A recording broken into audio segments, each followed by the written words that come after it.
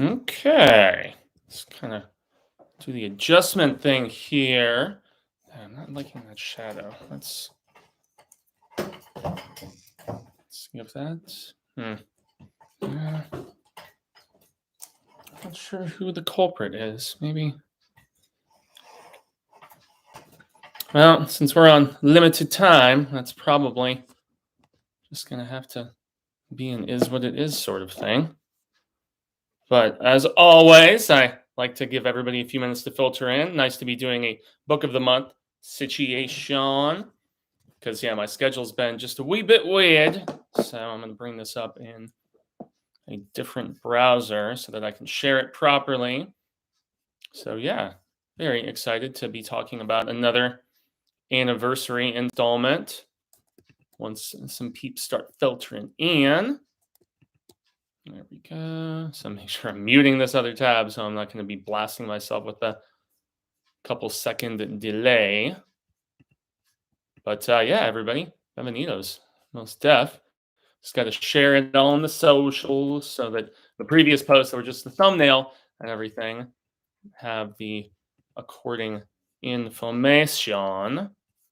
So jumping over first and foremost to the Hail to Stephen King Facebook group just to edit this post. And it's where we've got over a Jeezy of peeps on there. Okay, I'm posting link here. Link here, okay. Yeah, gotta love the past tense. Once we're on the air, I don't even know if anybody uses the term "we're on air." It's like we're live. That's what everybody prefers to say now. But coming from the age of radio and stuff, and I do still listen to my fair share of radio here and there, primarily of the sports radio variety.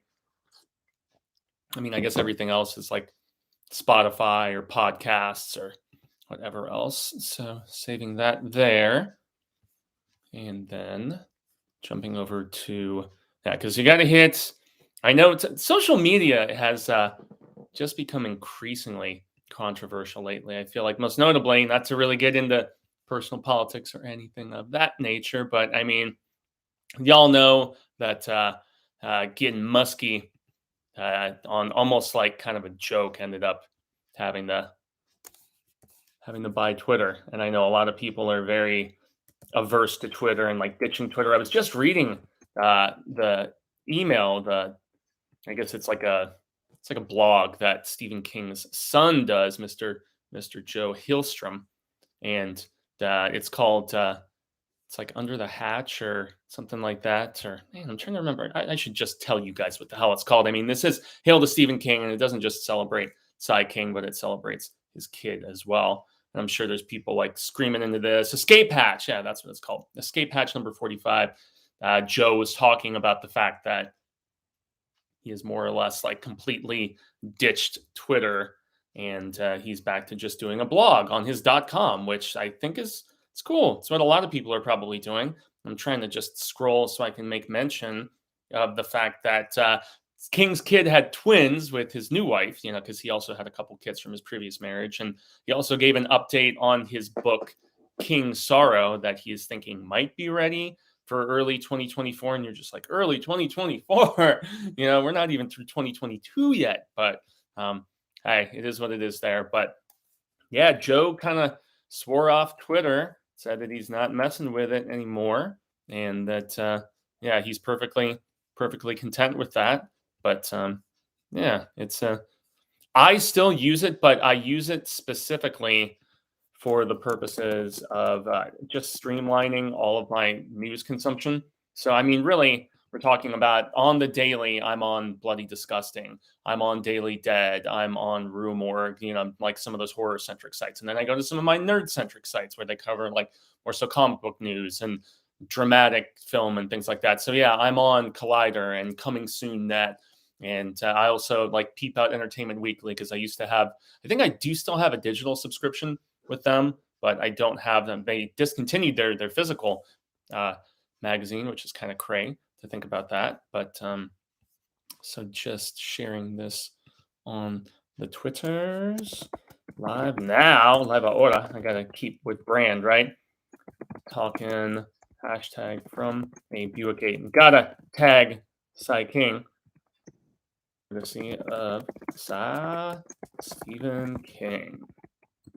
And just share this out, and I think that'll probably suffice. I think I've hit all of the proper bases. But yeah, I mean, I still utilize Twitter, but once again, I'm not out there trying to troll, trying to be, and nuts in that regard. In fact, I don't even do a lot of personal interaction with others on Twitter. I just really use it to go through all of the stories on those respective places. And I'm on the metal sites. I'm on like Metal Sucks and Loudwire and things like that. So that's what I utilize it for. I don't use the Twitter and the tweeting for any sort of the negativity that I have seen so many. Now, I can't say that I appreciate the little blue checkmark buy ability or whatever. Now, I know that they still have a distinction with certain publications. I should just look real quick on like the Collider peeps, for instance, because they have a little official. So there is an official check mark that's in gray, and then there's others who can spend that extra little bit of Skrilla and get the appearance of being legit, which I think is just so stupid. So yeah, that's the one thing that I will not say Muskie did very well. But so yeah, I always have to share on the Instas, the tweets, and the face beesies. I know Cecil, our fearless leader here, is like really big into the snappies and whatnot. No, he was in the Snapchat for a little bit. What's the one that he likes so much? Tiki Talkie. Yeah, he's seen some significant success, which I'm very happy for him in some of the comic reviews he's put up there, and a few other of those short form videos in the up-down aspect ratio, which I forget the specifics of said thing. But yeah, so that's shared. Now I'm going to jump back to the actual chat, see what, if anything, is going down. I'm curious. This is one, well, I'll just wait till everything has started official and proper. So I'll see who has filtered in. Jose Storms, long days and pleasant nights to you as well, sir. And then Travis Miller says, just finished this one. Pour one out for Mr. Dylan. Yeah, oh, the dog. Yeah, we'll get to that. So, but yeah, guys, we've got a dozen. And that's what obviously, if you're doing any sort of the watch down here, I hit the like button. It helps a lot. I know everyone's like, smash that like button, blah, blah, blah. But yeah, it does help with the algorithmic craziness of the face species and whatnot. But since I am in this new schedule of work and, school and different things like that, which is exciting, I probably don't have like 90 minutes, 2 hours like I have in some of these cases. So probably right around a hour here, and that will be good. So I'm going to get things started proper, and let's get going. Long days and pleasant nights, fellow travelers along the path of the beam. I am known on this level of the tower as Jaime Fuego. And if it please you, join me here for a bit of palaver on Hail to Stephen King. That is easy, guys. What is happening? Very happy to be here, obviously, and doing another book of the month proper. There was a little spell a couple months ago where between an altered work schedule for me, preparation for a return to higher learning, and some stuff like that, it was a little bit tough to coordinate this. I'm thinking it's still going to be Tuesdays going into the new year. It's at least going to be Tuesdays or at least a Tuesday for the beginning of 2023 for our next book, which for those who, well, first and foremost, before I just give a reminder, today we are talking about none other than From a Buick 8 for its 20th anniversary, which is extremely exciting. And the book of the month for the next month, as I just monitor the chat real quick, is going to be, for those who can't stay for the duration, so the book of the month for December, which will be covered at the beginning of January, is Different Seasons. Different Seasons has at least two of the biggest and most notoriously beloved King stories, and that would be Rita Hayworth and the Shawshank Redemption, made into the film of the last two words there, Shawshank Redemption, obviously, Frank Darabont. And then this also has The Body, which was turned into Stand By Me. Also has That Pupil in it, which is great. And then The Breathing Method, which Scott Derrickson was trying to turn into a film. So, man, the fact that this Goodwill copy, it's got a little dust on it, but it's still in divine condition. So I'm going to give a reminder about that at the very end. But obviously, the order of the day is From a Buick 8. There are Buicks everywhere. So very, very excited about that. But yes, the next book of the month, the Different Seasons discussion, will definitely be the first Tuesday of January, the first Tuesday of the year, actually, which is Tuesday, January 3rd. So for all who can join for that discussion, I'm sure there will probably be a little bit more interest in that regard because of the fact that From a Buick 8 is one of those King books. It was released a couple months ago, 20 years ago. So it was September 24th, I want to say. Yep, 24th, 2002. So just to clarify that. But I still remember when I was first, so before I even started my journey of reading everything Sai King in its published order, I was trying to amass all of his books because I had read Pet Cemetery. I'd read it. I'd read The Stand. I was ready to get it going, but I was like, okay, I'm going to start with, Carrie and Salem Taught and work my way through. But at the same time that I was beginning the publication journey, I was also beginning the collecting journey of Stephen King stuff. And so obviously, if you're going to read everything in its published order, you have to collect everything in its published order. And all of those books you're seeing behind me there. And so I was like, I don't want to fuck with paperbacks. I do have my fair share of a few of them, most notably the Bachman books in paperback, because it has a new essay called The Importance of Being Bachman that was different from the one that was in the original hardcover. And there's a few other, like I've got the soft cover copies of like the Dark Tower stuff, because the other ones are more so like collectible display copies, really, because they're significantly more expensive and, worth money in said regard. So it's nice to have kind of a beater, kind of a reader copy, I suppose. But yeah, I still remember when I was beginning to slowly collect all of the Stephen King original hardcovers. Now, we're not talking first printing, because I know there's some peeps who are like really into like collectors that are much more hardcore than me, to be honest about it. They're all about their first printings or like, the earliest printing possible, things of that nature. I've never really been that sort of person. As long as it was in fairly good condition, I mean, the better. I mean, the nicer, the better, right? I mean, that's the preference in that regard. But I still remember, since I found that beautiful copy of Different Seasons that I just showed you guys at a Goodwill, I pillaged the Goodwills and the Savers and the half-price books, depending on what area of the country you're in. Here in Phoenix and in the Phoenix metro area, the Deadly Desert, as I so affectionately call it. And then they're also in a couple locations in Nevada. I know they're down south in northern Mexico and Tucson.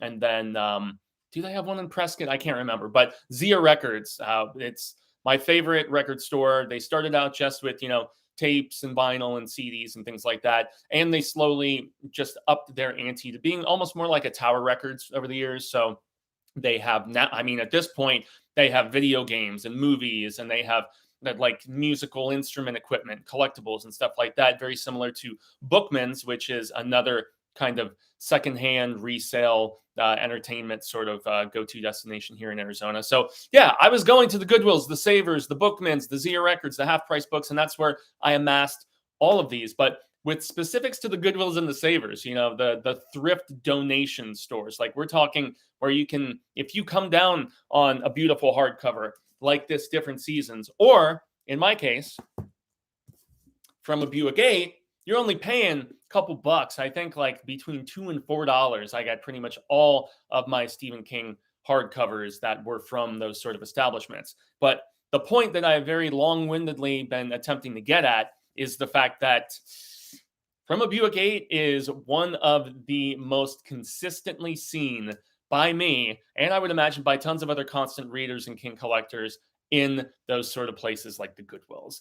And it's not just From a Buick 8. Like there was that period in the late 90s, early to mid 2000s-ish, and maybe through most of the 2000s, I would contend, where there was a number of releases that I would always see because of the fact that, King had kind of fallen out of favor aside from like the maybe the Tower junkies, honestly, who were like really just adamant and hardcore excited about,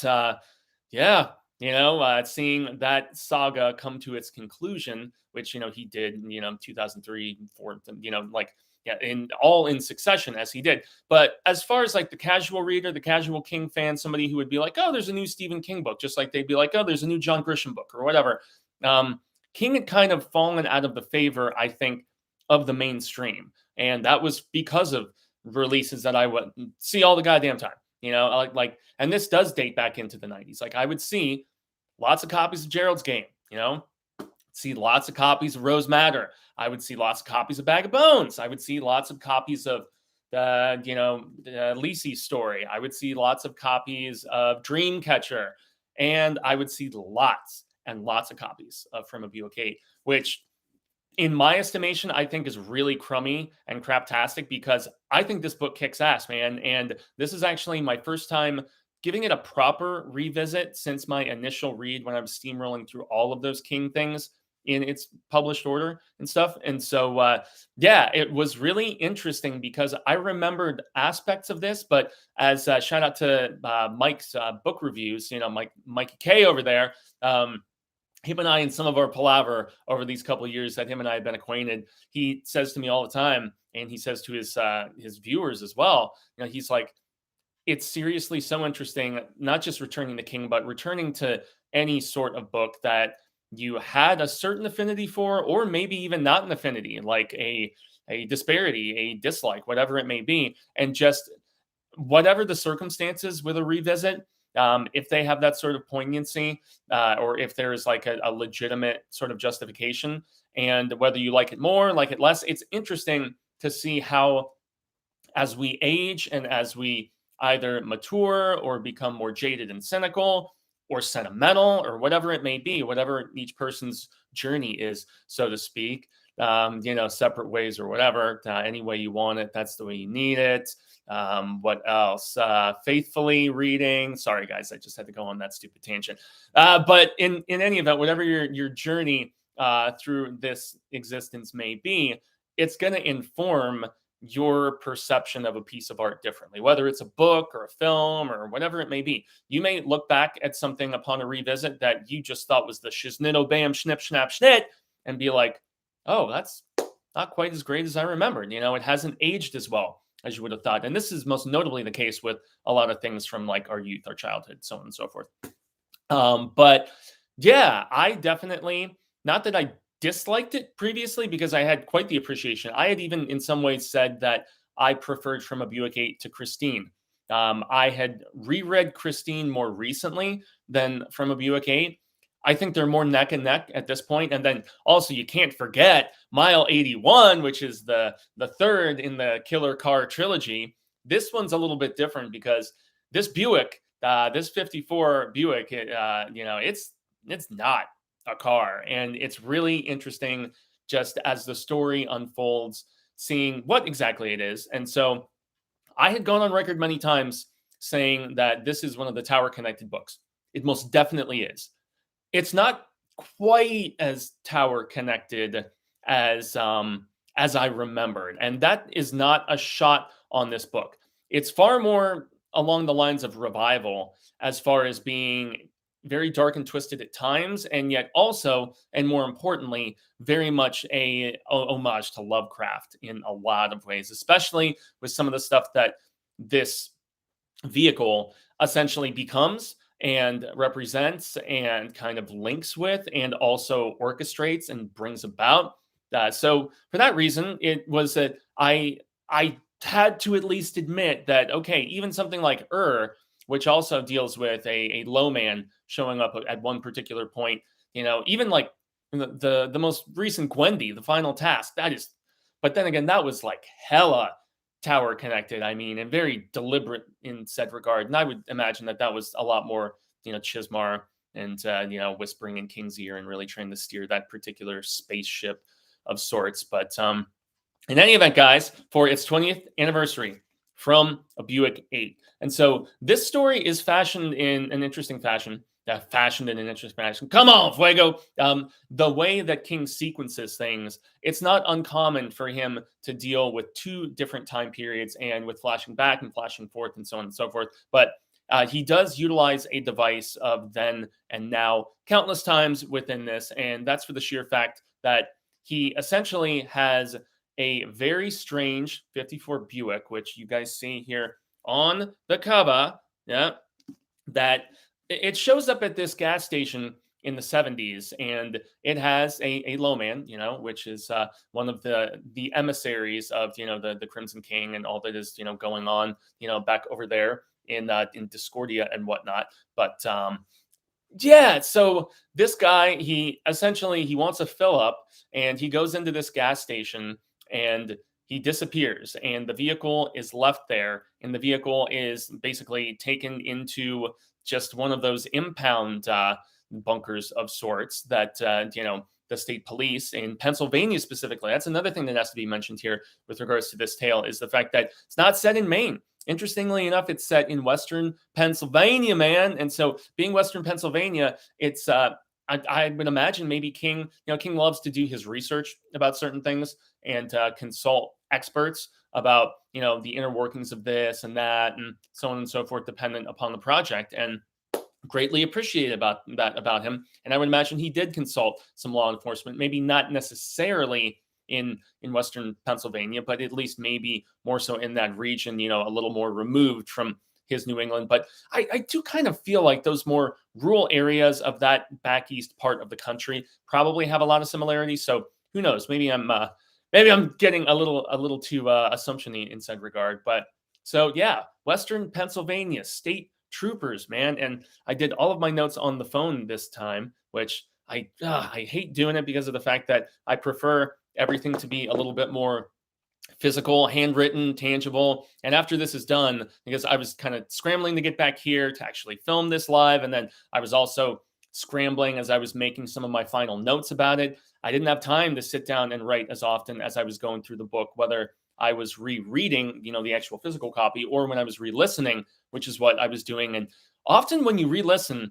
and that's a point that I also have to make about this one, it utilizes multiple voice actors, which is really cool. And that's because of the fact that as we jump between the then and the now, so it starts in the now, and the now is the son of a recently deceased state trooper named Curtis Wilcox. And Curtis Wilcox's son is the one who he is essentially like he's trying so hard to just make some sort of sense of the tragic loss of his father. It's another story where King is really pointing the finger at a drunk driver pieces of shit because Ned's father, Curtis, long tenured state trooper, very well respected and stuff.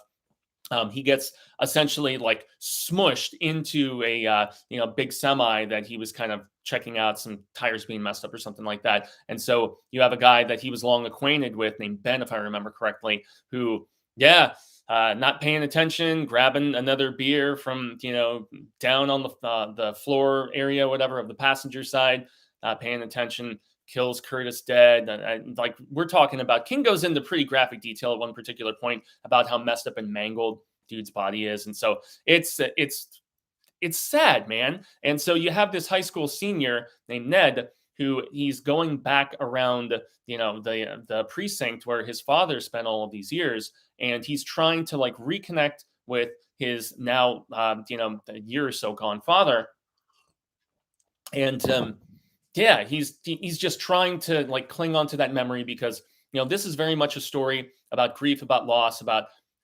self-reflection about years past and years lost. And so the predominance of the story, I believe the gentleman's name is Sandy. I just wanted to double check.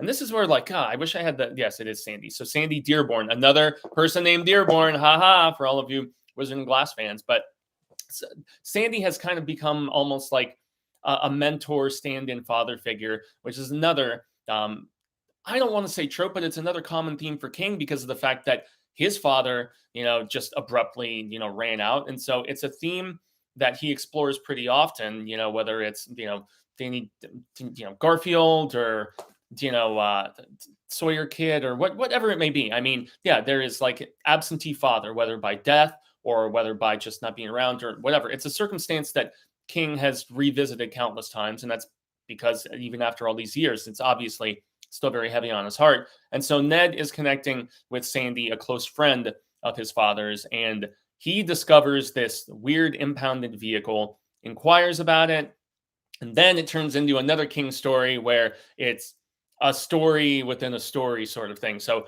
it's a story about group of people who are telling stories. And that's back to the audiobook point that I was making, in the fact that it's as close to an audio drama along the lines of the two that BBC did for Salem's Lot and for Pet Sematary, which I'm actually getting set to cover here before the year is out, which is pretty exciting because I've been long wanting to do episodes about those two audio dramas. But it's as close to that as we get because of the fact that, yeah, King has jumped in and narrated certain parts before. Like, I think he did the Norman bits in what Rose Matter, if I'm remembering Rosie's estranged, insanely abusive husband's name properly. But so he's jumped in. He actually did it recently with the most recently released Fairy Tale. He actually was the old guy on the voice message, whatever thing that he had left for our protagonist. So that was at least cool. But aside from those sort of where somebody else would do almost like interlude sort of bits, it's always just been,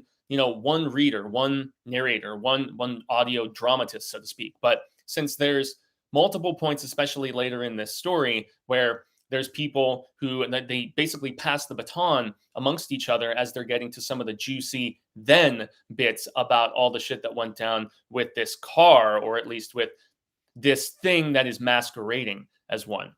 And so, yeah, as I was jumping on that initial point, it's taken into police custody, and it becomes apparent very quickly that this thing is most definitely not a car. Most notably, when so dude goes missing, our low man, Cantoy, I think that's it. But our Crimson King emissary, the guys who essentially look like they're out of some noir, like serialized sort of story and whatnot. Either they're some sort of PI, detective, whatever. We're talking the hat, the trench coat, the full fucking niner.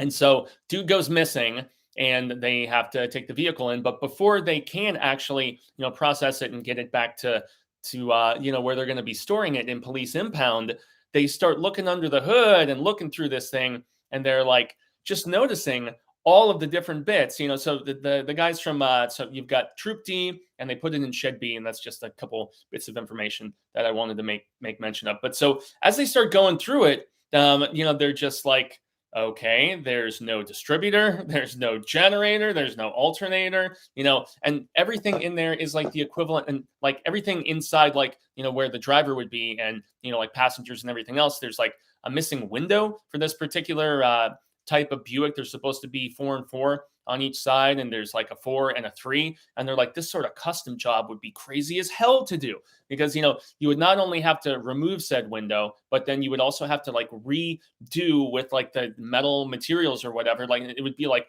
the most insane body work you could think of to redo the way that it came off the assembly line. Like, we were talking custom as hell. So there's that. And then also, like, the dash is like wood, and the guys are like, these, like, nobody was doing this, not even in like the 60s and the 70s, and stuff coming out of Japan and other parts of Europe and whatnot. So that doesn't make any sense, and the radio doesn't work, and the odometer is at all zeros. So there's all of these clues right away, and they even say they're like it's not a 54, it's not a Buick, and we're pretty sure it's not even a car. And yet there is a like seed of fascination that is planted amongst these guys in the then. And this is the story that Sandy initially is relating over a bunch of sandwiches and iced tea. Stephen King, man. I just notice it so much more now when I read his stuff. Or at this point, it's rereading everything. And yeah, it's like King loves food, and he talks about it with such glee and affinity. And he loves smoking. He really does. He has said countless times it's the only vice that he has never been able to completely give up, and he tries to, keep it to just a few a week, and like it's like a treat for him or something, I guess. But so that's the thing, because our lead guy, they're taking smoking breaks at various intervals, and there is the discussion amongst them about I'm going to quit next week, I'm going to do this, and they're like, it's 2002. We knew by this time like how just debilitating and destructive and deadly smoking can be. But as a former smoker myself, and somebody who does still puff on a cigar every now and then, I mean, if you love nicotine, I don't think it's very much the whole, once a smoker, always a smoker. You're a smoker when the chips are down sort of thing. And it's another common theme along with the fact that we have a boy who has lost his father, whatever the reasoning may be, and or a young adult, an adolescent, boy or young man that has lost his father, and also affinity for smoking and food and hatred for drunk drivers. So you have a lot of those points and a lot of those themes that King really likes to jump back on. Just as a quick little break, because I've been going for like almost 30 minutes now, and just ranting and raving. But I saw that Travis Miller was trying to say something. He said, "Gotta run," but currently reading Skeleton Crew, and Mr. Todd's Shortcut also uses the car and thinny route. Yeah, very much does. And I love Mrs. Todd's Shortcut, Travis. And thank you for at least stopping in briefly. It's greatly appreciated. And that would not be a killer car, I guess. That's just another one where the car had capabilities, so to speak. It was not your ordinary car, and that's most definitely the case with this particular Buick. This is we got John S there. Wait, so is Jaime saying he liked it more or less upon rereading? Very confusing intro.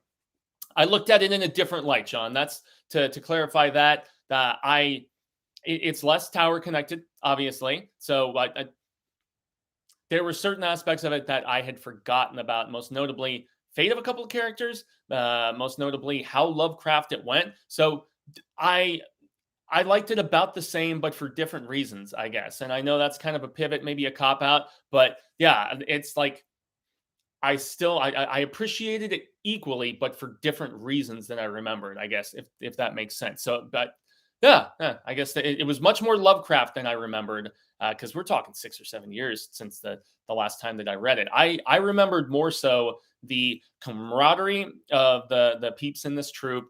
I remembered the whole stand-in father sort of situation. I remembered the fact that it was very much a tale about nostalgia. So I remembered that, and it just reaffirmed to me at least that this was it's a very effed up book at times, as far as some of those very dark, dire, otherworldly sort of themes. And I guess if we're going to continue on that little tower route of sorts, it's really well. I guess we'll get to it when we have the full, proper extent of just how otherworldly this car is. And so it's taken back into proverbial impound, and they start to realize right away that this is beyond not just a real car. This is something it's not of this world. There's something very different about it. And that's the stuff that I appreciated the most upon the revisit, is the fact that, it really goes forward with the horror aspects, when it really, really wants to. And most notably with the fact that it's very psychedelic, hence the wearing of the Floydian stuff here, because as you start to realize, within the first bit of the Zen flashback, not only that there is a reach and a pull, from this thing, but also that it has borderline cosmic abilities of sorts. And that comes into play with these light quakes, as they call them. And so these light quakes are where they deal with. And so there's a quote that I guess I should make reference to. So there's a character that says, where's it at? That's earthquake country in there. And so there's a recollection of a particular, it was like a PBS sort of thing about the ability that the scientists had concocted to actually be able to predict where earthquakes are going to transpire. And there was all kinds of different weather phenomenon specifically, and the intuitiveness of animals, most notably, to actually just kind of know there is precursors transpiring, I guess you could say. And so there is a certain electricity in the air almost. There is almost like when you're standing next to power lines, I think is the way the King describes it at one particular point, where there was a hum. There was almost like a very faint buzz sort ofness, and it's a precursor to these rumbles. And so that's the extent, to a degree, of almost the warning sign that this troop of officers in Pennsylvania start to get before something big and cosmic and crazy is going to go down with this vehicle that they have put in their impound. And so, they feel that buzz, they feel that hum, and then there is this big flash of light phenomenon that transpires. And it's almost like it's like how does he describe it? He's like flies to like a light bulb or something where, everyone is drawn to it. Most of the troop is now, some more so than others, most notably Ned, the kid who was inquiring about all of this. His father, Curtis, seems to be the one who is the most fascinated, the most entranced. And like he throws on the goggles and just goes right at it. And all the rest of the guys don't like they walk over and they're curious, but it's just very it's almost like some of the bits that he did in the Tommy Knockers, where there's just this sort of almost like zombie like quality to, and you're just being drawn, you're being pulled like tractor beam sort of stuff. And it's psychedelic, it's triptastic. It really makes me sad that dude from Stakeland still has not been able to get this made into a film. His name is Jim Mickle, I want to say. Just want to double check real quick. Jim Mickle. Yeah, yep, I did not misdo his name. So this is the guy that directed a film called Stakeland. He also did what, Mulberry Street. He did We Are What We Are. Right now, he is actually working on the Sweet Tooth TV show, which I believe is the one that is based on, the Jeff Lemire. Yep, I thought so. Sweet. And then he's also working on God Country, which I'm trying to remember if that's a Lemire as well. But so he's very much a genre-centric sort of dude, and commands a lot of respect, because of some of the stuff that he's worked on. And Cecil has a big affinity for Stakeland, most notably. But he, with the producing dinero behind him of Mr. Thomas Jane, of all people, who is in one of the most respected Sai King adaptations, In the Mist. And lots of people were clamoring at various points for him to be Roland Deschain. But Thomas Jane producing from a Buick 8 film has been on the table since 2019, and then they announced Mickle in 2020. So presumably that project is still very, very much alive. But once again, fingers firmly crossed until I see Boogeyman, which seems like it's all in the can. But then again, Salem's Lot, the new one with Pullman's kid, is in the can too, and we don't have a specific release date for either of those right now. So I guess until then, Harrigan's Phone is the only thing that will be just known as the most recent everything. But so much stuff by Sai King gets optioned and then not made. And the stuff they optioned from a Buick 8 way back in almost immediately after it was released. And George Romero, of all people, was going to direct it, which would have been amazing if they went for a hard R with this, with some of the cosmic craziness that we end up getting that I'm going to just go into here in a few minutes and stuff. That would have been kick-ass. But unfortunately, he left the project. Then Toby Hooper was brought on, which is almost like a similar level of excitement based on respect within the horror community, one of the elder statesmen and stuff. But then there were financing problems. And also, remember, the 2000s were that time when, as I was mentioning earlier, King had kind of fallen out of vogue with not just his published stuff, but the adaptations as well were not really coming out that were that amazing. And so not until our King-assance in 2017 did that really turn into something significant. So I see something else down there. Jaime, Jaime, do you think Sai King would return to DT or have a book that's fully canon to it? He said a number of years ago, Jose, when he was doing the Sleeping Beauties tour, and I think you've inquired similarly about this before, or maybe it was another constant reader or like viewer on the program here. But it was mentioned by him that I believe it was during the Toronto stop of the Sleeping Beauties book tour, the same one that I had the awesome blessing to check Sai King out at. He said during one of the audience questions that he has an idea for one more Dark Tower story, and if I am paraphrasing correctly, he's like, I have one more in me. That's all he said. And then again, he had been saying for a number of years that he was going to do that third Jack Sawyer, with Straub, who we unfortunately lost in such a tragic fashion. So I don't know. That's the thing. King has said multiple times that he would like to write this type of story, that type of story. I'm not holding my breath, but if we have another, 15, 20 years, if we're that blessed with Sai King, or hell, if he pushes a hundo, that'd be amazing. So there could be a lot of time left, but no given definitive thing right there. Okay, so Norin Rad 82, bugs are attracted to blue light, yellow is invisible to bugs. Huh. Okay, so thank you for the clarification, good sir. But it is an analogy similar to that King uses at one particular point about certain types of lights attracting bugs, and that's why all of these guys are just entranced by said light. And yes, it is a bluish, purplish, cosmic sort of light that is drawing all of these guys to it at that particular point. And yet, this is all after the very peculiar disappearance of Ned's older partner. So, excuse me, Ned's father's older partner. So in the then, you've got Curtis, and Curtis is he is new on the force when this story is taking place. Ned's father, the guy who died, and so yeah, his partner is the first to go missing and the first to really make you think, okay, beyond just being a fake car, like a show car, something maybe that would just be on display. But then again, how the hell did it get to this random podunk gas station mechanic area in the middle of nowhere, especially with no odometer? There's just all signs pointing to this being otherworldly, this being strange, something very peculiar being amiss with regards to this one.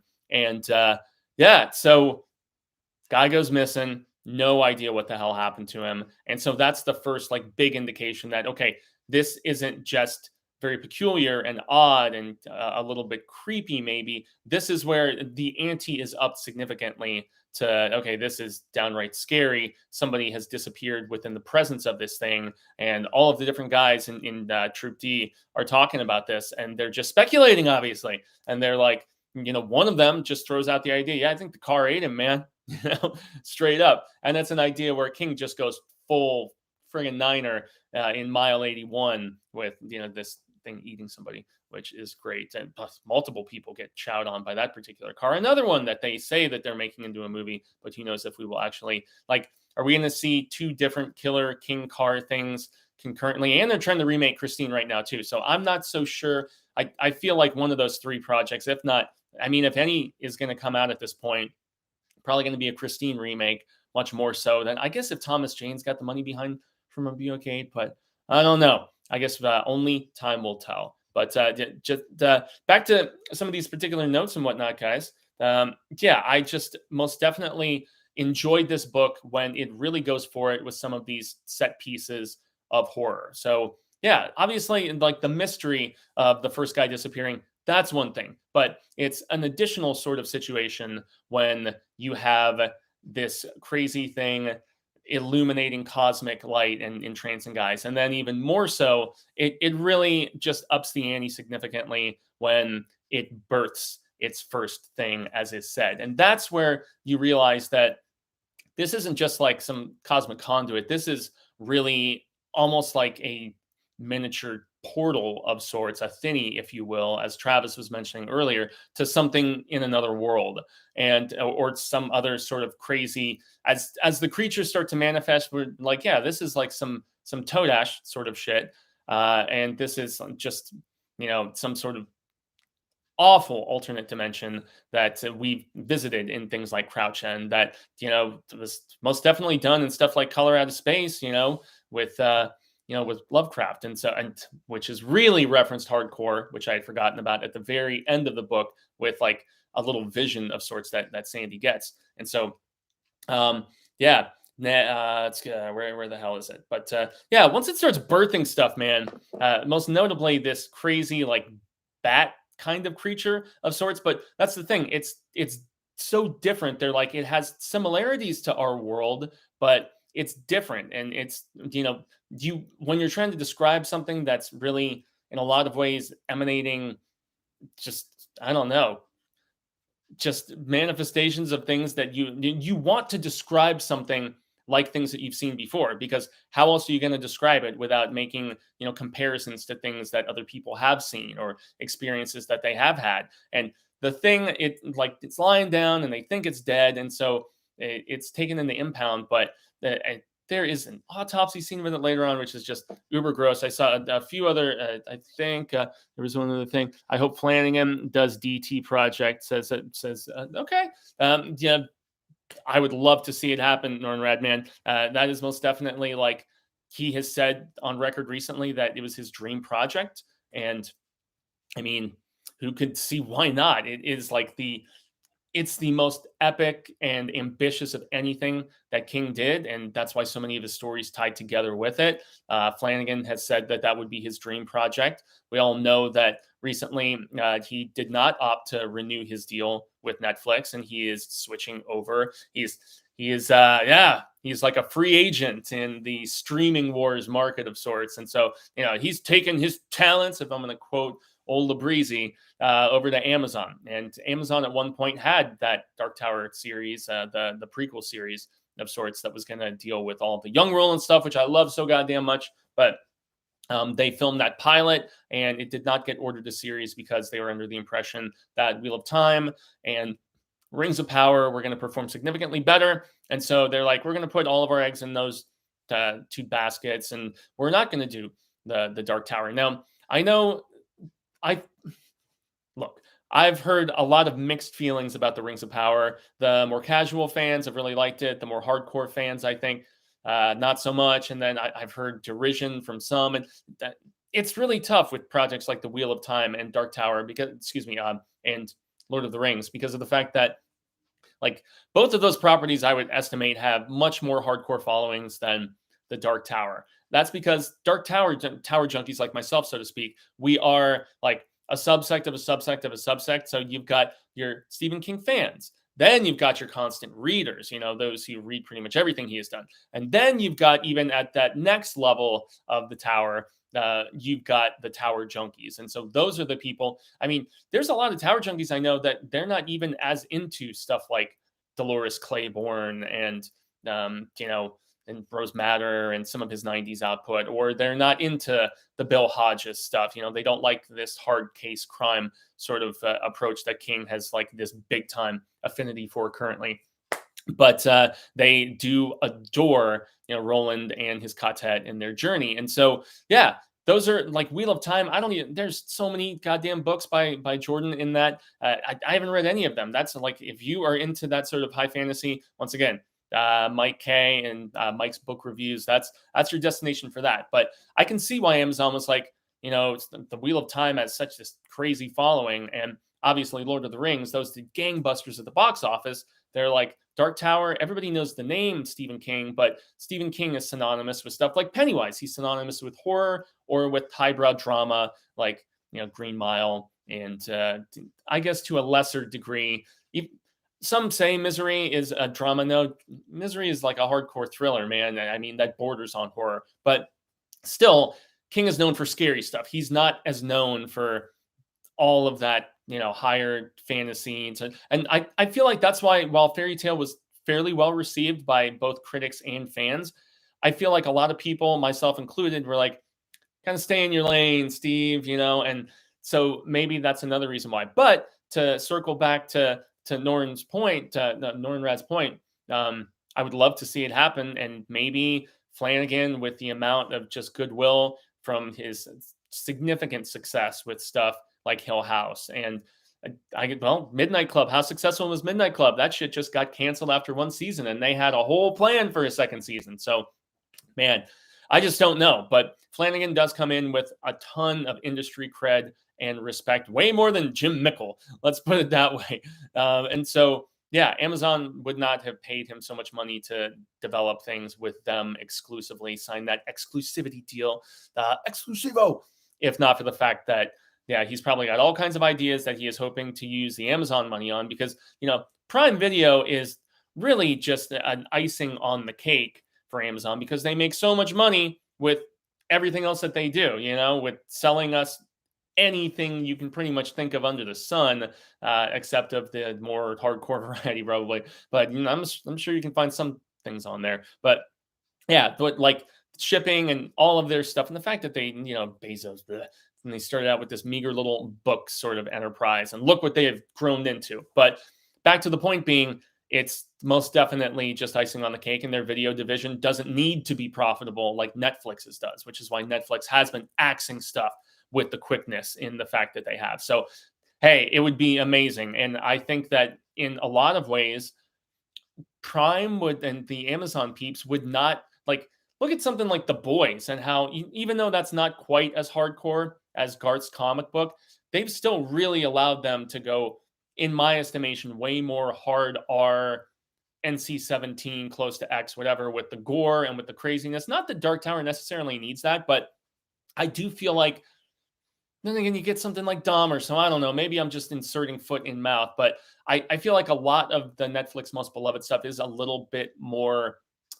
it's a little tamer in a lot of aspects. So, and a lot of more envelope pushing goes down at Amazon with the Prime series. And so Flanagan maybe will just be able to just cut loose a little bit more. So who the hell knows? But I went off on a big ass tangent at this point with regards to that. But yeah, I am very much about it. Willow has been great so far. Haven't watched it yet. Better than Rings of Power, in my opinion. True. Shining sequel was great. Yeah. So, and yeah, and the, Doctor Sleep was great. And yet, unfortunately, that didn't do very well at the box office. But yet, Flanagan has seen so much success on the smaller screen. So who knows? But back to From a Buick 8, man.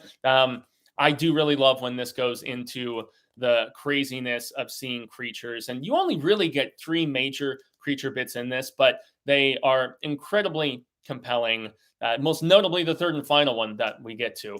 But yeah, this weird bat creature that dies, and then Curtis, Ned's father, so the cop who gets killed by the drunk driver at the beginning of the story, Ned's father, Curtis, starts to get, he's one of the guys that is obsessed with this thing and does not want to tell the authorities about the Buick. The fact that him and the sergeant, the people behind the initial state trooper investigation, they don't really alert anybody else. They don't file police reports. It's like this big secret. And it's because of that pull, because of that power that it has over these guys and the fascination. That's why they don't want to hand it over to somebody else to study. There is an aspect of obsessiveness that really manifests itself, not in all of the guys, but in a few of them specifically. And the most notable is the Curtis dude who ends up dying.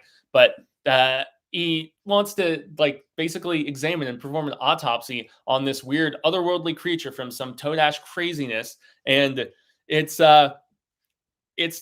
along the lines of what we get in the first Independence Day in a lot of ways, where Brent Spiner is cutting up the alien and they kind of don't know what to expect. And that's another cool thing, is that as they start to realize the power of this car, they're filming things and they're documenting as much as possible. Initially with Polaroids and whatnot, when just the light shows and those mini earthquakes are going down. But yet, once they start to get creatures involved and realize that maybe this thing is consuming stuff, most notably Curtis's partner, who was the first to go missing, they start experimenting with putting other things in the vehicle, like small animals, like gerbils and stuff, if I remember correctly, and frogs. And there's disagreements about whether it's, immoral or not for them to be experimenting on these small animals. And of course, there's the differing mentalities of, lab rats. I mean, stuff has to be tested on somehow. But all of that culminates with this autopsy on this thing, and they cut it open, and just the graphic description that King does of how just different is the term that he uses over and over and over, but cutting parts open and having it fall out insulation in a roof or something like that, fiberglass.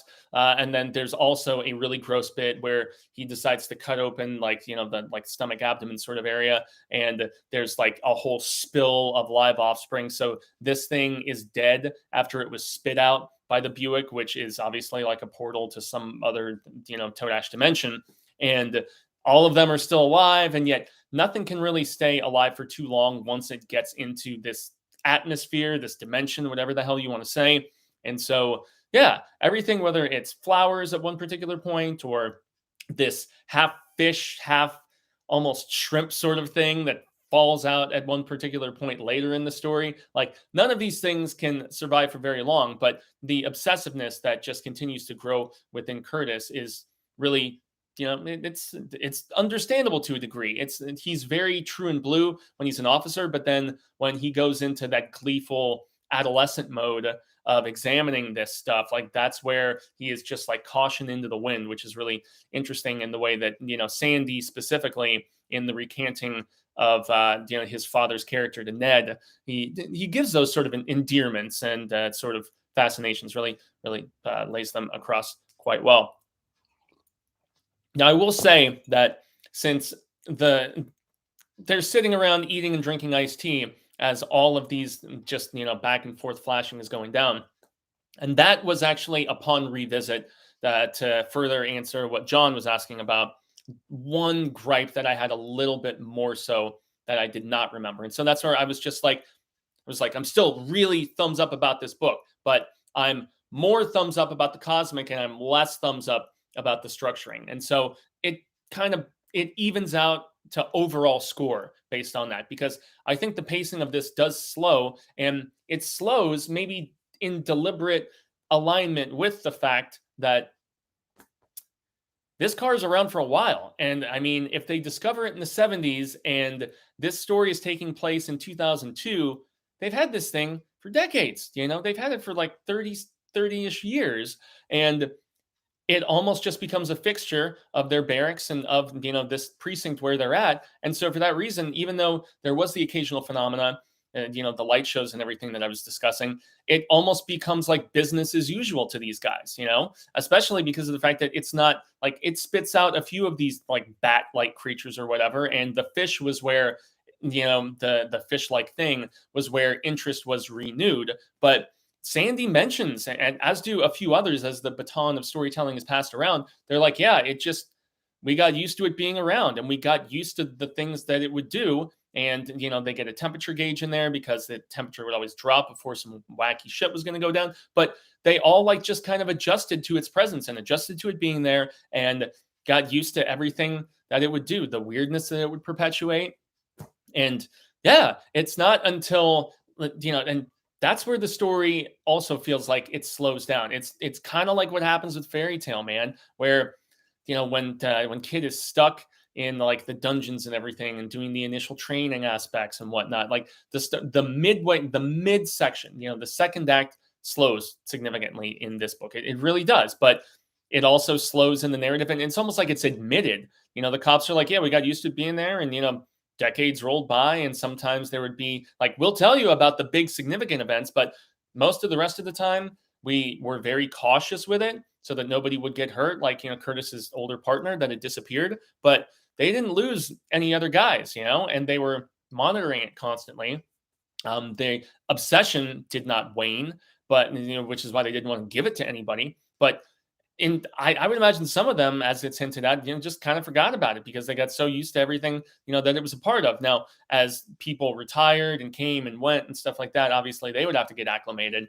But yeah, it's the story slows down to a near trudge in those particular bits, and then it ramps back up later on when you have like the last big significant event here, and that particular event is synonymous with a really big just instance of valiance and bravery that goes down with one particular character who I can see how the disjointedness of the narrative at times, and the fact that there is all this time jumping. You find out that one particular character who was really instrumental in saving of this school bus and averting this like kind of fire sort of situation from being a really big and nasty bit.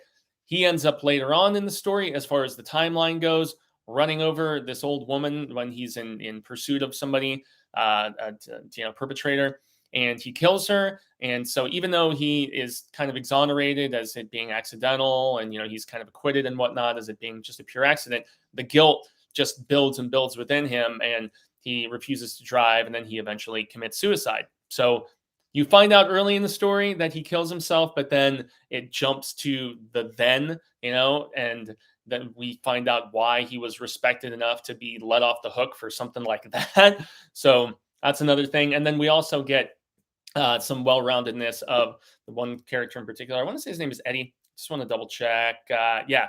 And he is the resident, like big boozer, within the ranks. And you get a different sense of him in some elements of bravery as well within this instance, where so some of the cops are dealing with the situation with the school bus, and then the rest of what's going down is this dude for a domestic dispute has been taken into custody, and it's somebody that Eddie actually used to go to school with. And so this, this borderline like white supremacist Nazi piece of shit dude, he has bumper stickers where I do whatever the little voices tell me to. And, this being Western Pennsylvania, there is mention throughout the story of the presence of the Amish people.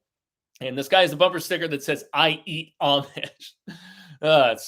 This guy is obviously a troublemaker, rebel rouser, and his significant other, who he's presumably been abusing, she's got like AC/DC tattoos and they're chain smoking. So yeah, they're described as being like grungy, druggy, sort of sleazoids. Although you kind of get the vibe that she's been wrangled into it because of her addictions, and so that's why she continues on in this abusive sort of situation. But so Eddie is getting this guy into custody, and when he takes him back to the precinct, that's where the final big confrontation, the final big confrontation in the then, at least, goes down with our whatever it is that is our portal, basically, that is masquerading as a Buick.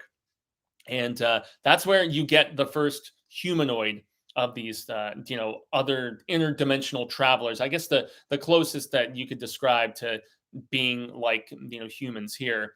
And yeah, it's bludgeoned to death with anything that they can find in the precinct. Like they're using rakes, they're using, it's really described in an amusing fashion. No, come on, where the hell are you at?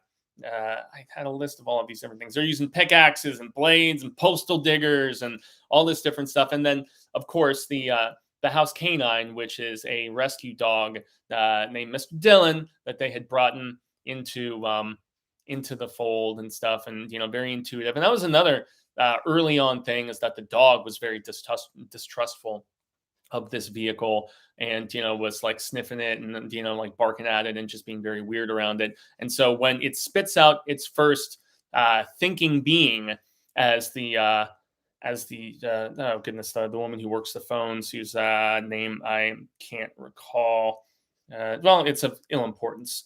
She's the one who actually brings the kid whose father has died into the fold initially, and is like showing him about working the 911 phones and taking those calls and stuff. Like, she even steps up to the plate and is helping kill this crazy thing. But she admits to everybody else, after they finally do take it down and kill it with the assistance of the dog, and with all of them teaming up and just bashing its friggin' brains in, she's like, "We killed a thinking being."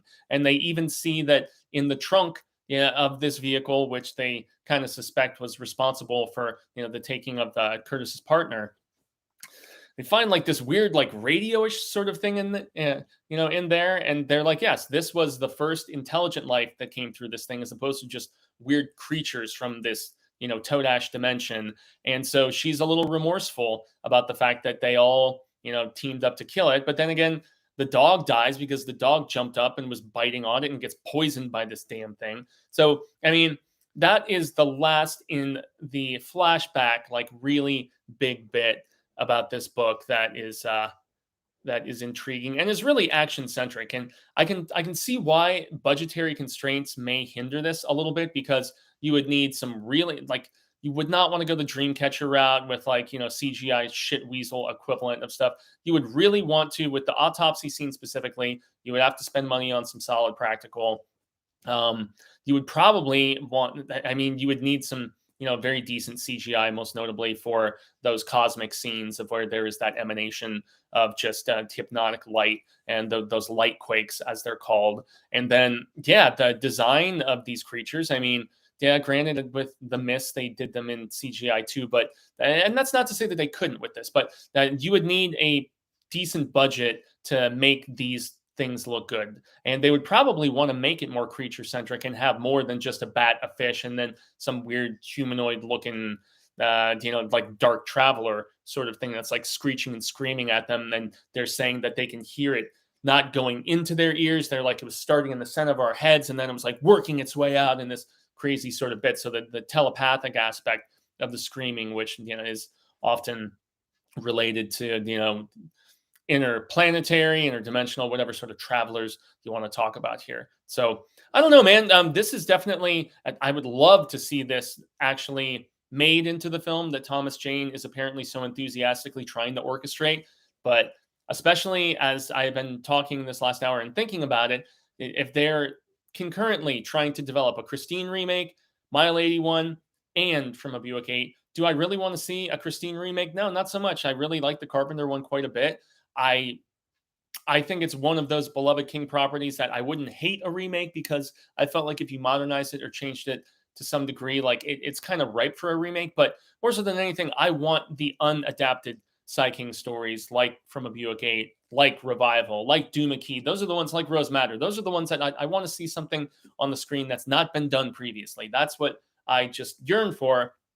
But all too often they go to the well of the proven IP, and that's just kind of the way that things are. But and that's another thing that now that I think about it, with a director like Jim Mickle, with independently produced by someone like Thomas Jane, you got to think this might not be something that they would throw like a big budget at. But then again, you could go with a lot of unknowns and smaller, solid character actors. You would not need to have a big star in something like From a Buick 8. So you could potentially, if you got enough of a budget together, you could save like the primary amount of it for the effects. And you could sell it on strong performances from, smaller unknowns and character actors and stuff like that. So who knows? I mean, I'm fingers firmly crossed that it does happen, but it is very much a sentimental tale as well, because just the friendship of all of these people who have, and it's kind of a celebration of law enforcement in a few ways as well. And, people have mixed feelings about that, obviously.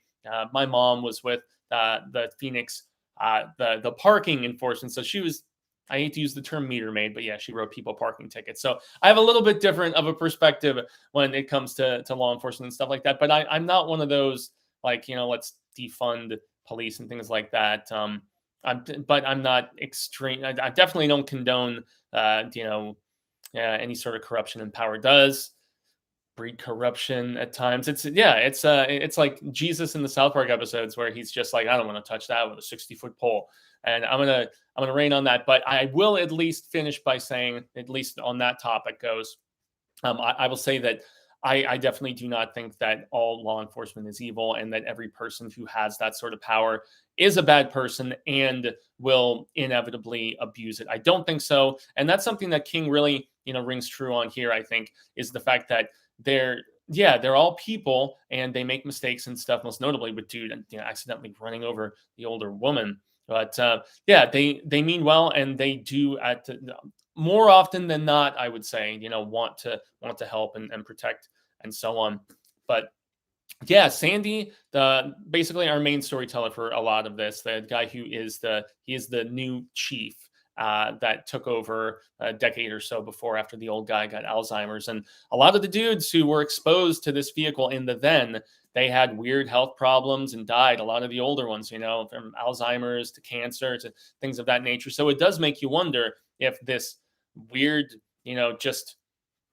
this piece of equipment, I guess you could say, from another dimension, it kind of makes sense that it would start to radiate and decompose and mess with people, even though they took the Geiger counter out at one particular point after the first big cosmic thing goes down. So, and just the pull of this thing and the fact that it was able to call to these guys and get in their heads collectively. And so there's a lot of interesting psychology about all of that too, but it is counterbalanced quite well with the fact that, Sandy, our chief and our main guy, he does, he gives a lot of interesting insight about just, years and changing, and just how you deal with the loss of things and with aging most notably. And as somebody who is going through that process now, like tail into my 30s and stuff, and you're just like, where's the time gone and things like that. And this is a conversation that, Cecil, he's like, man, I'm, at this age, and I'm finally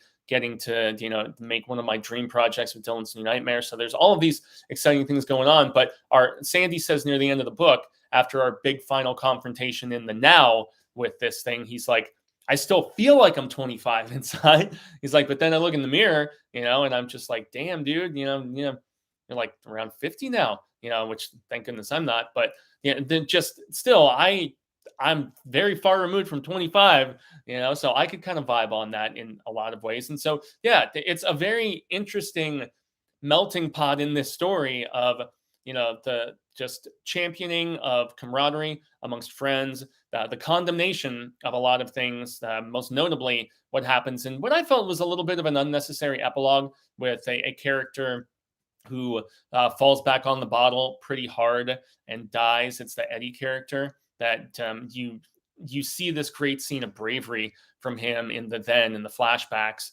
but then in the epilogue, they are like, yeah, he ended up getting kicked off the force for drinking, drank himself to death, and it's kind of a coda that I know King was very close to his accident at the time. He was only a few years removed from that, and so although if I remember correctly, though, the guy was supposedly stoned and not drunk that hit him and injured him so horribly. So I'm not sure, but King still had an axe to grind with substance use and demanding vehicles, which makes a lot of sense.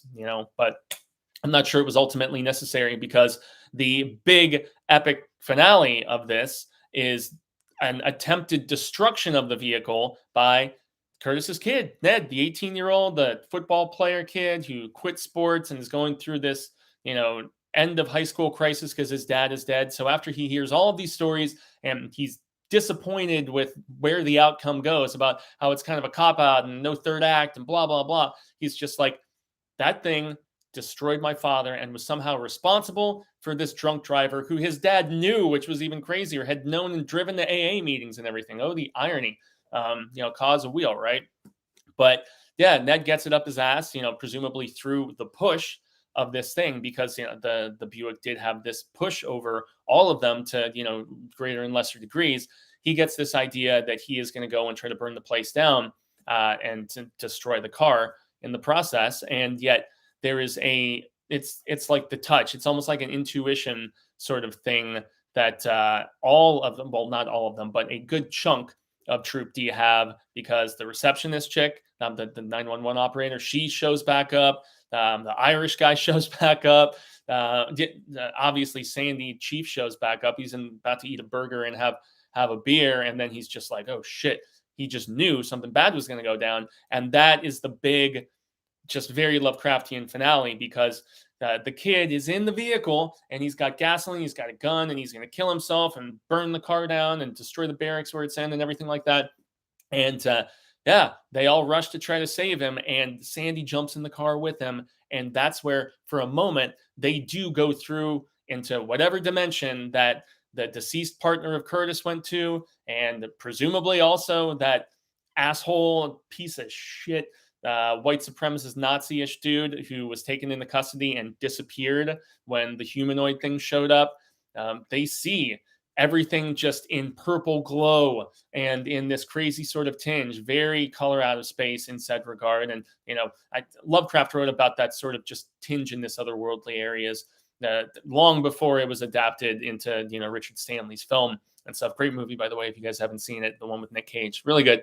But so and Stanley's character just remembers in like a dreamlike state, just this glimpse of what this world would be like if all of the stuff on the other side of what this Buick is like a doorway between was able to get out and get in and turn our world into.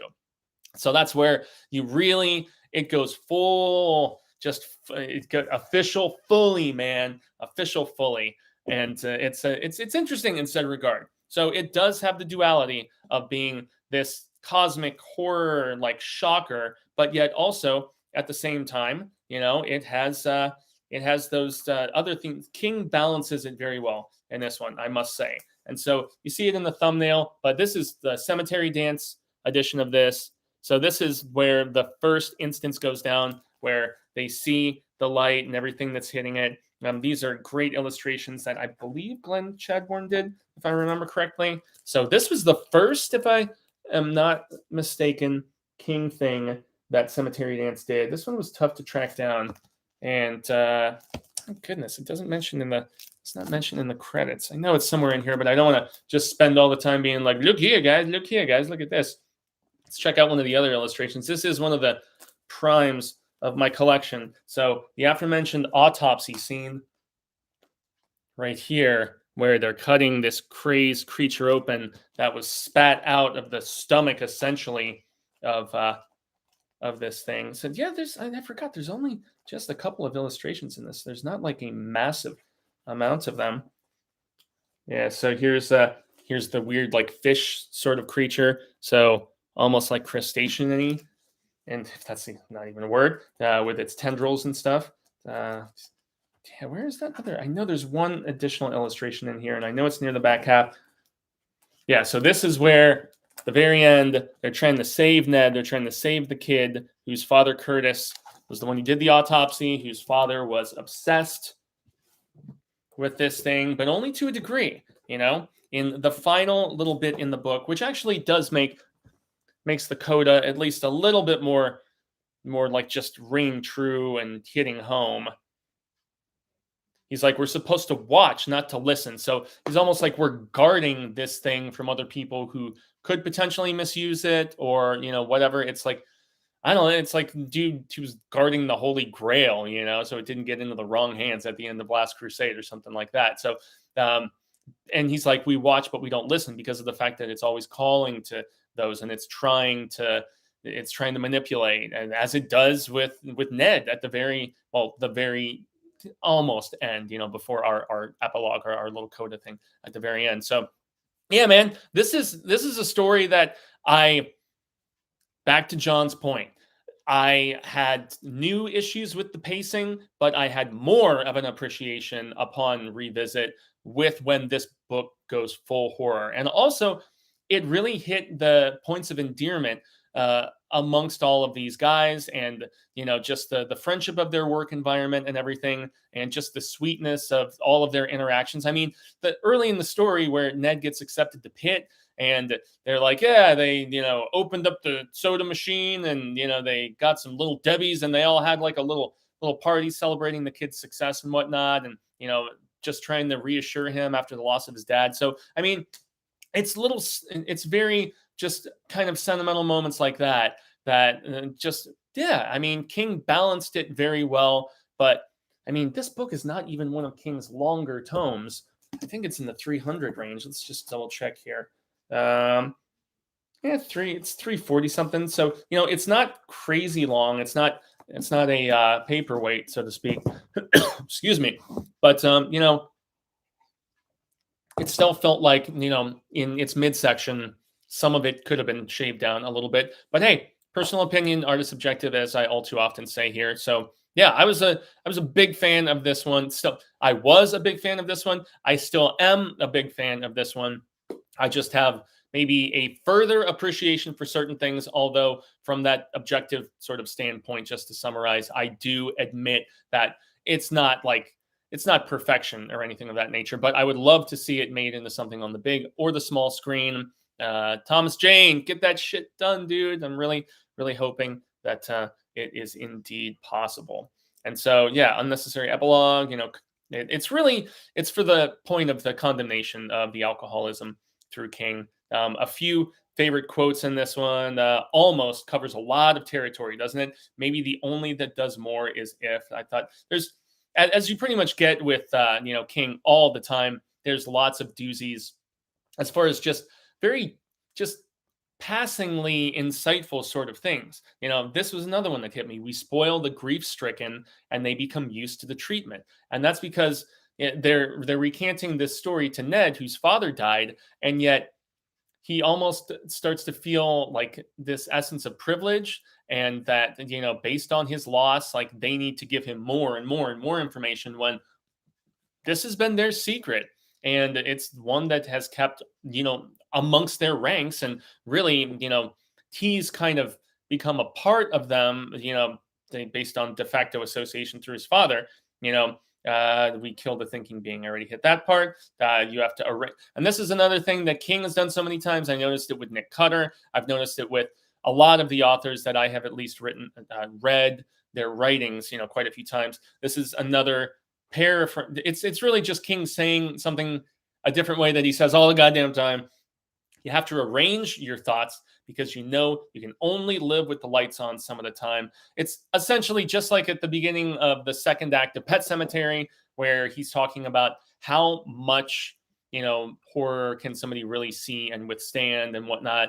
And, you have to essentially arrange those thoughts, because it's almost like an essence of disbelief, so that, you are okay when the lights go out, because you're cognizant of all of the horror out there. It's something he kind of he has revisited it many, many times. And so that is cool. I mentioned the autopsy scene in my affinity for it. More so than anything else, it's that and the big confrontation with Mr. Dillon, and with, the reception, excuse me, the 911 woman and all of them. Also, I love the bit about I don't believe in coincidence is something, and he says Sandy says it's a hallmark of law enforcement not to believe in coincidence. That's because they have to think so deductively, and so I don't know, man. It's not top tier King. I think when we were doing the tier list, I put it.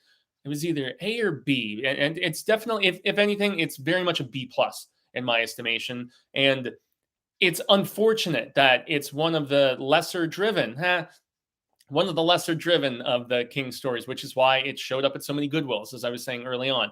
It's a ride that I think a lot of readers have not taken, unfortunately, and that's a real shame because there are a lot of hallmarks of King writing and developing characters so very well. Now, that's not to say that there aren't very underdeveloped peeps within, Troop D that I felt were unnecessary. Maybe they could have trimmed the fat of some of these characters. I mean, the 911 woman, obviously, she's well developed. We get bits here and there with the Irishman. Obviously, George, I believe is the name of the guy who has the moment of bravery with the school bus and then accidentally kills the senior citizen. And then Eddie, his bits with his alcoholism and the struggles. Sandy, our main narrator, a given. Ned, the son of the deceased Curtis, who becomes so obsessed and all that with this Buick. But yeah, there's a few other lesser knowns that they have bits here and there. They're characters that are mentioned, but are they developed particularly well?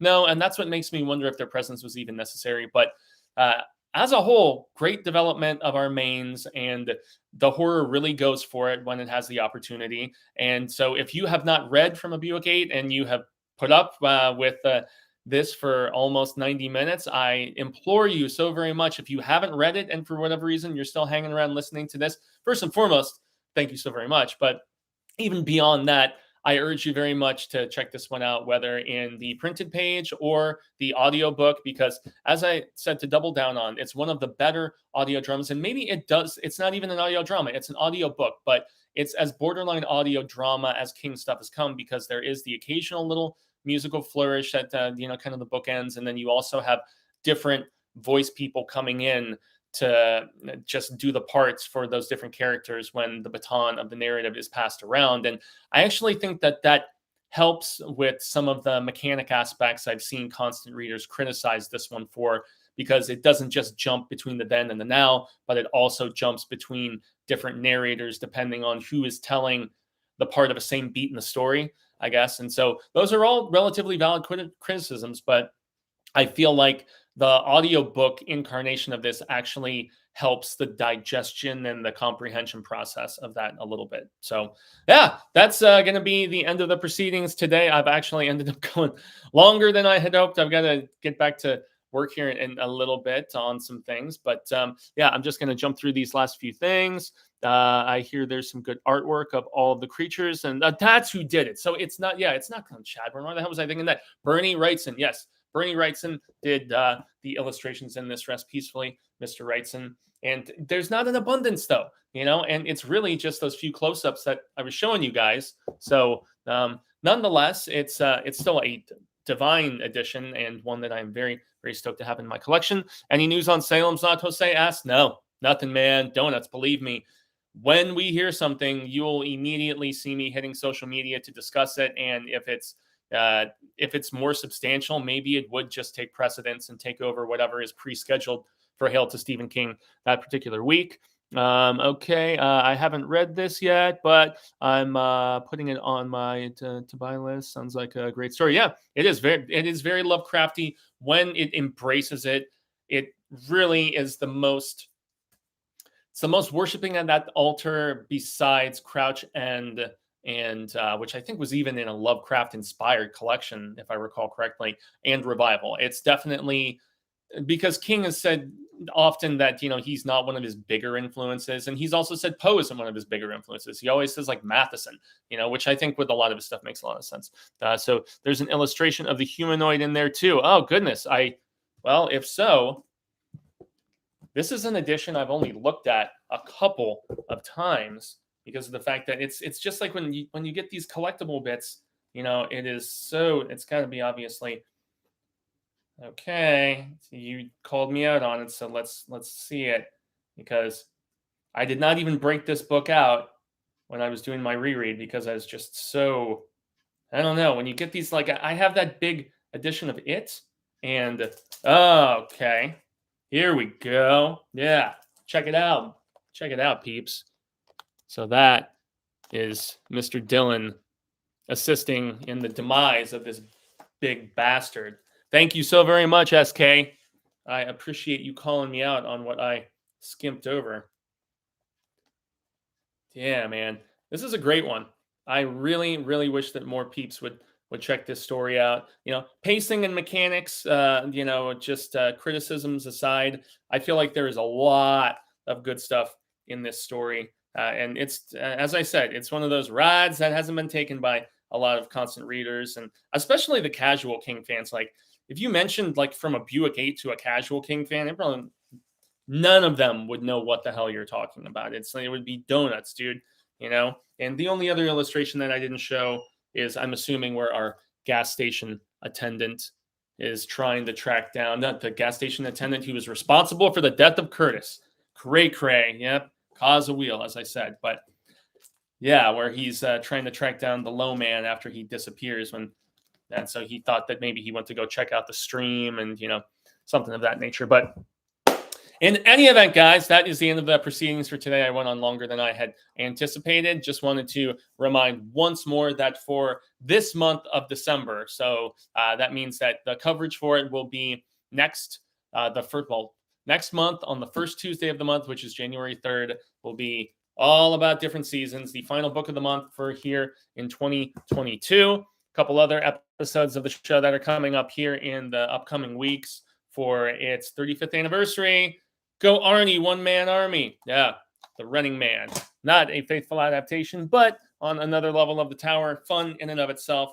And then I will also be doing one of my spin-off episodes, and it's going to be about the Joe Hill sequel to Basket Full of Heads called Refrigerator Full of Heads. Not written by Joe Hill, unfortunately, but curated by him. And since I have covered all of the King sequels, like Return to Salem's Lot, Pet Sematary 2, things like that, I'm like, hey, I have to cover the Refrigerator Full of Heads. And I trust, that Joe was in the writer's room and gave it his blessing and all that stuff, because it is still a Hill House Comics release. So very excited to check that out and wind down the rest of 2022 with you guys and jump into more coverage in 2023. So I extend a grande gracias to anybody who is watching this. Well, obviously all who tuned in for the live broadcast. I know that especially with a lesser known title and being in the middle of the week and being the month of December, I was not expecting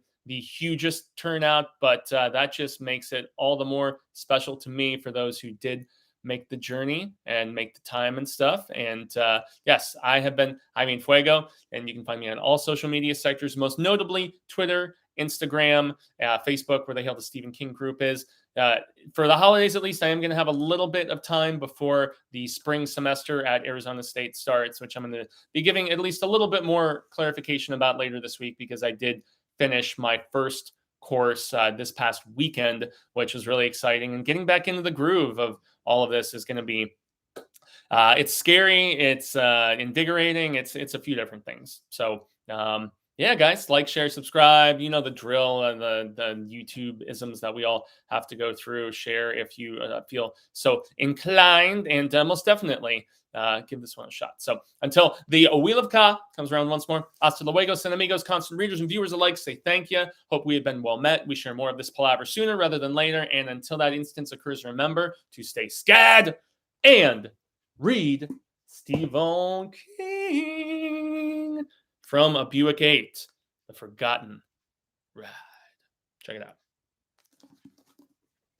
Okay, y'all. Thank you so very much. So we had Nornrad82, SK, Jose Storms, all who jumped in. Travis Miller, who was on early. John S., who's calling me out on my meandering, and as opposed to just giving a clear, concise answer. Very worthy. But much love, peeps. Laters.